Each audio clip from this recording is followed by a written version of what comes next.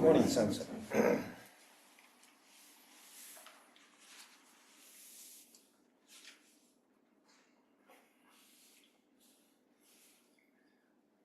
This is about a koan, which is case 6 in the Mumen Kan.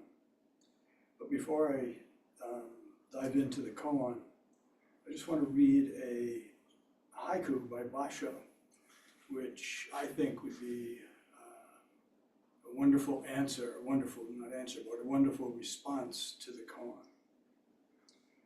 And the haiku is, sitting quietly, spring comes and the grass grows by itself.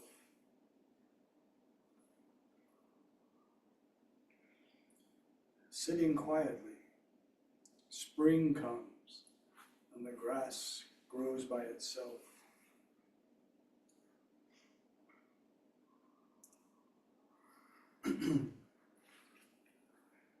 Now, there's a character out of the, I think it was the 600th, whose name is Bodhidharma.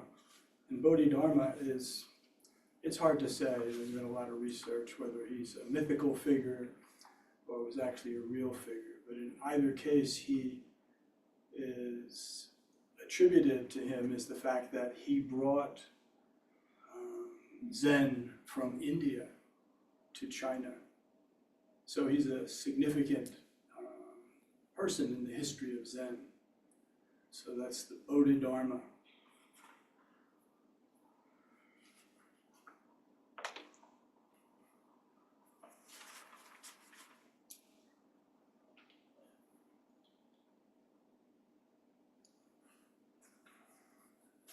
So this is the case. A monk asked Joshu, why did Bodhidharma come from the West? Another way it's said is, a monk asked Joshu, what was the meaning of the Bodhidharma coming from the West? And Joshu replies, the oak tree in the garden. Now what's going on here is the monk, in encountering the Bodhidharma, is coming from his head, from his mind. It's an intellectual question, seeking an answer in the normal way. So what Joshu does is give him this wonderful gift. Instead of giving him a story about why the Bodhidharma came there and the Bodhidharma's significance, Joshu says, the oak tree in the garden.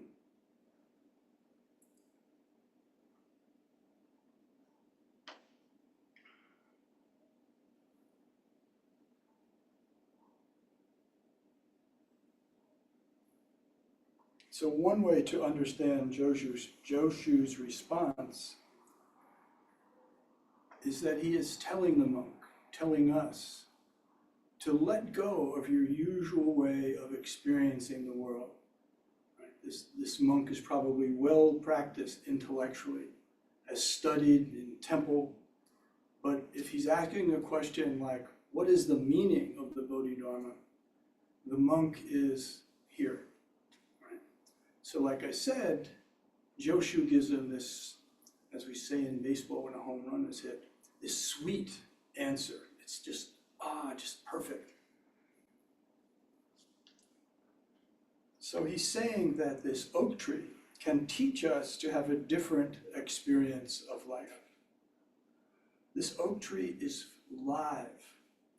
It's fully present to each moment. And it's not, of course, confused by intellectual interpretations of being alive. This oak tree is alive.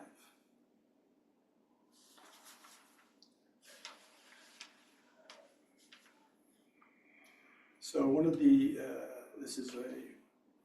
gets mentioned all along the line in Zen, which is a quote from the Buddha, which he says to his followers, place no head above your own. Place no head above your own.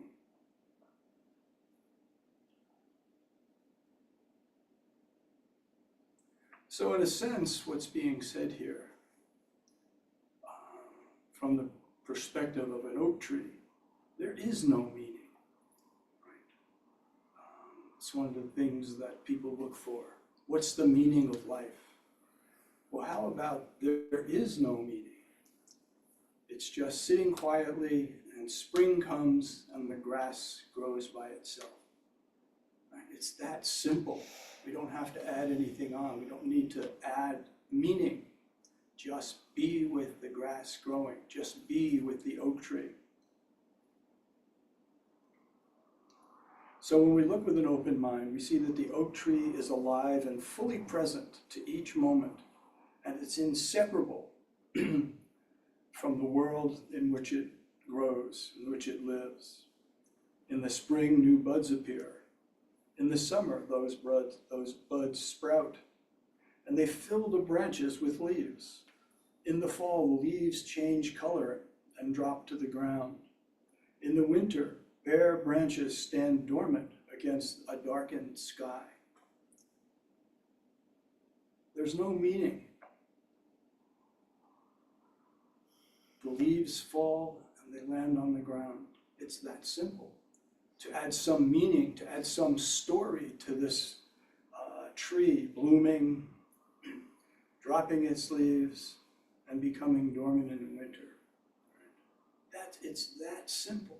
It's just the oak tree in the garden. It's just the grass growing. It doesn't need anything else. It's the direct experience of the oak tree in the garden. Now, I actually threw in two haiku. The last leaf of fall hangs unperturbed by the morning news. The last leaf of fall hangs unperturbed by the morning news. So this tree, this oak tree, is fully engaged with life. It responds in harmony with the conditions as they appear, with life just as it is, and it doesn't have opinions like which season is the most preferable, or how much rain fell this month, or which garden flower is more beautiful. It simply lives as a tree with no meaning. So the oak tree lives in harmony, lives at one with an impermanent world. But it doesn't stress, it doesn't get upset that the world is impermanent. It lives an impermanent life.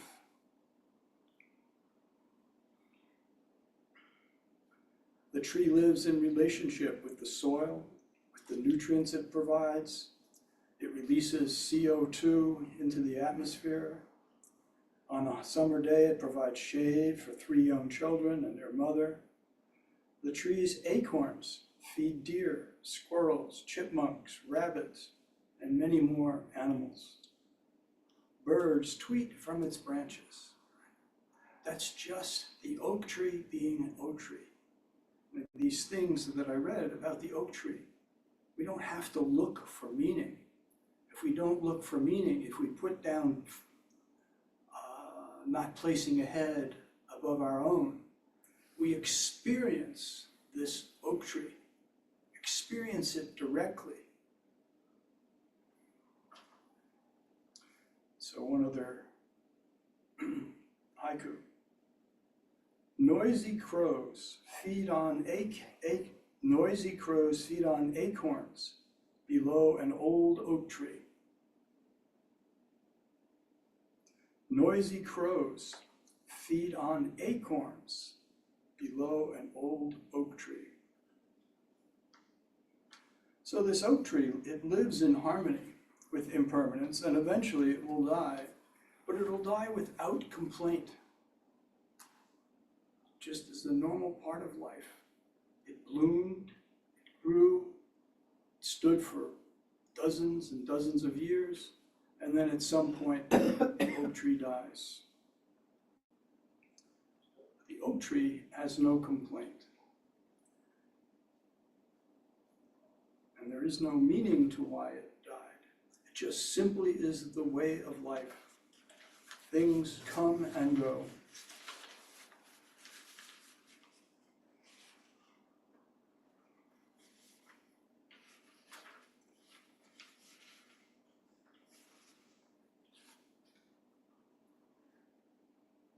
I don't remember anymore where this story came from, but supposedly this took place at the Zen Mountain Monastery at a retreat.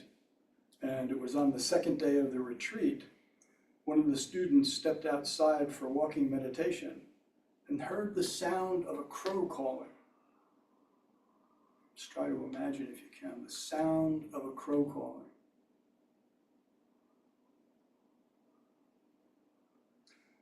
In that instant, right, when he heard the sound of the crow calling, this student became an oak tree in the garden. His mind became still, and there was just a crow calling.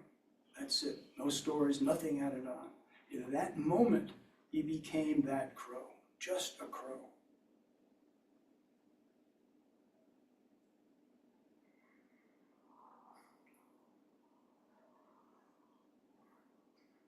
So what the oak tree in the garden offers us, the teaching, is to empty our minds and live our lives as an oak tree, accepting life as it is, living in harmony with it.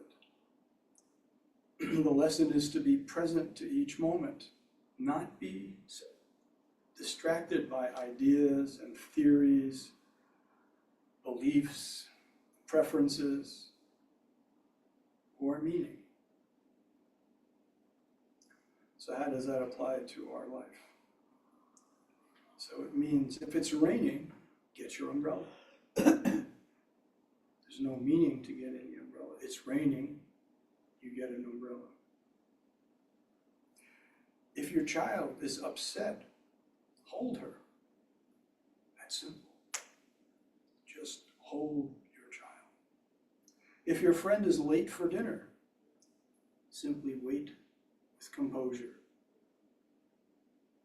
If your partner is angry with you, just listen.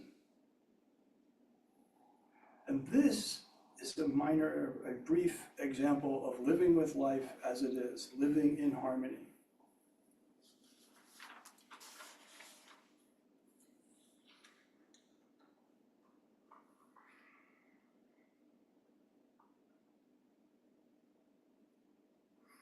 A room full of oak trees, a Sangha forest.